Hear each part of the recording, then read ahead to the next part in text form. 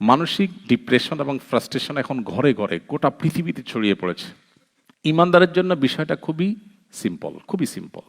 আপনাকে কেউ ঠকিয়েছে, আপনি যদি একজন অমুসলিম হন, আপনি যদি একজন অবিশ্বাসী হন, আপনি যদি একজন নাস্তিক হন, আপনার কিন্তু কোনো সান্ত্বনার জায়গা নেই। কারণ সে আমাকে ঠকাইছে, আমি তাকে ধরতেও পারছি না, কষ্ট পাচ্ছি, আবার এদিকে আমি ঠকে গেলাম, আপনার দুঃখের কোনো শেষ থাকবে না, তাই না? কিন্তু যদি আপনি একজন মুসলমান হন, আপনার মন খারাপের কোনো কারণ নেই। কারণ কি? আপনি দৃঢ়ভাবে বিশ্বাস করেন যে আপনার প্রতিটা টাকা যেটা সে মেরেছে তা পুঙ্খানুপুঙ্খরূপে কিয়ামতের দিন আল্লাহ তাআলা আপনাকে বুঝিয়ে দিবেন, তার কাছ থেকে দিবেন কি দিবেন না?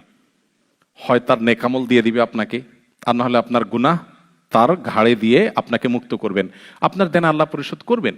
সো আপনি ঠকে গেলেও মন খারাপের কোনো কারণ নাই, কারণ আপনি ঠকে গেছেন, আপনার কপাল সে নিয়ে যেতে পারবে না। যে ঠকিয়েছে সে সারা জীবনের জন্য নিজে ঠকে গেছে। তাহলে দেখেন ইমানদারের জন্য কত সেফ সাইড আল্লাহ তাআলা দিয়েছেন। তো মুসলমানরা কষ্টের মধ্যে থেকেও সুখে থাকার সুযোগ আছে, কেন?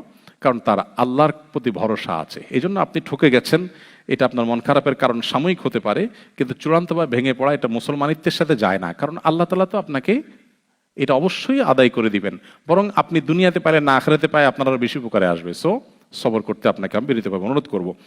আস-সুন্নাহ ফাউন্ডেশন, উম্মার স্বার্থে সুন্নাহর সাথে।